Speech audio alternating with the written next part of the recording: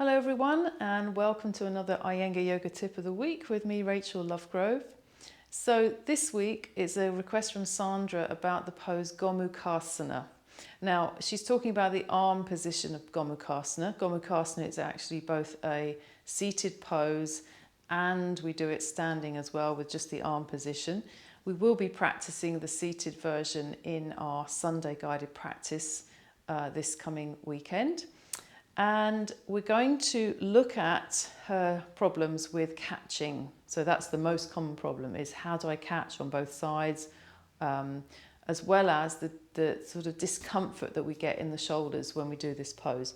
It's a really good pose to keep the shoulders mobilized, but when we've got any stiffness, that really shows up. So what's the pose? Well, one arm comes into the back, the other arm comes up and drops back, and we're supposed to catch like so. The elbows are kind of diagonally extending away from each other, and then we're supposed to change sides and do the other side. That's the standing version of the pose. So the problem is that on her right side, like my right side is quite stiff, when she brings the hand here, she can't catch. Okay, so how do we improve this pose? Well, there's a few limbering in poses that you can do, movements that you can do with the shoulders.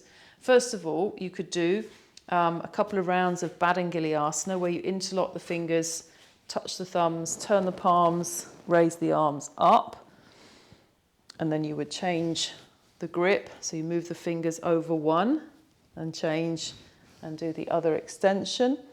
And then you can take that pose behind the back, so you can interlock the fingers into what we call Pashima Badangiliasana, so you're extending the arms down and away.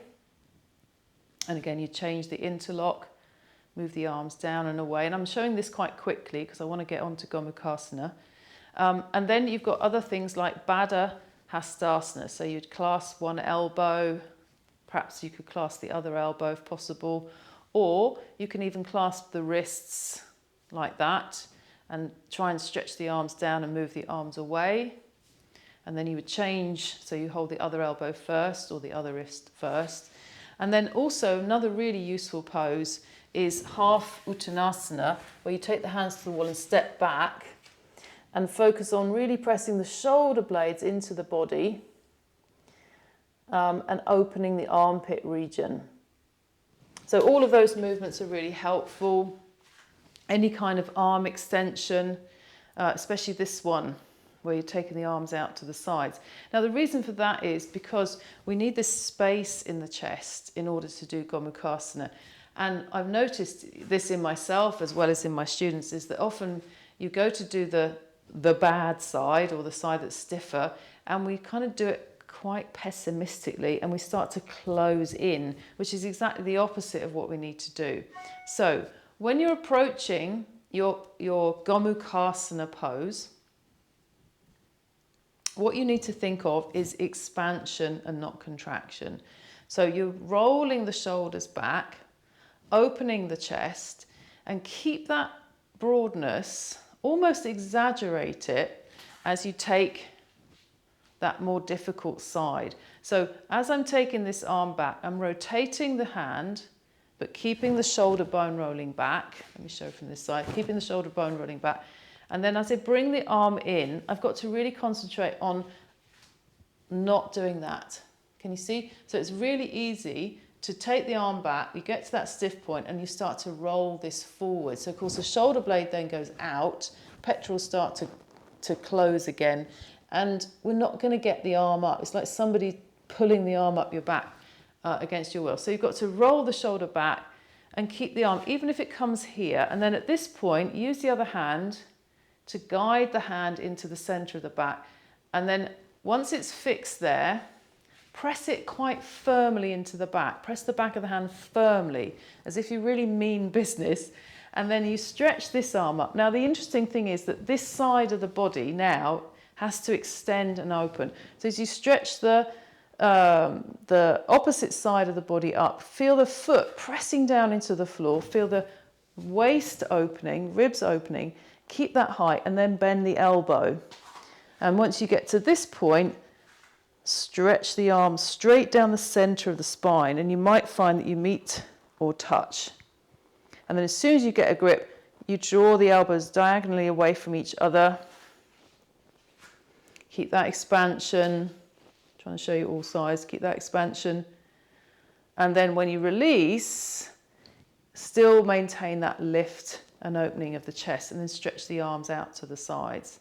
And as soon as you release and stretch the arms like that, quite wide, that will release any of that sort of tension, discomfort. I don't want to call it pain, but it can be quite painful in the shoulder, in this region. But be assured, unless you've got an injury already, if you're just stiff, it is very releasing, and it will get easier the more you practice, obviously. Another recommendation is that you do the easier side twice before you do the more difficult side, because trust me, it will open up the chest a little bit more. It will make the pose easier as well. And of course you can use a belt. I don't often teach with a belt actually, because people tend to use the belt incorrectly so many times. So let me show you the correct way to use it, or one of the correct ways, because there's a couple of different ways. So if you were to take if you're taking the right hand up the back, you put the belt over the left shoulder, like that. And then, again, you have to keep that expansion. Take the hand there and hold the belt, but go as high as you can. And then when you take your left arm, you still extend the arm. You're still dropping the hand back. See if you can catch. And then once you catch, walk your hands towards each other. Walk your hands towards each other. Don't do what a lot of people do, is that they catch and then they do this with the top arm. You see how the pose is lost. So make sure that this elbow stays in close to your head, and that you walk the hands straight down the belt, and then pull on the belt to keep that feeling of expansion across the chest.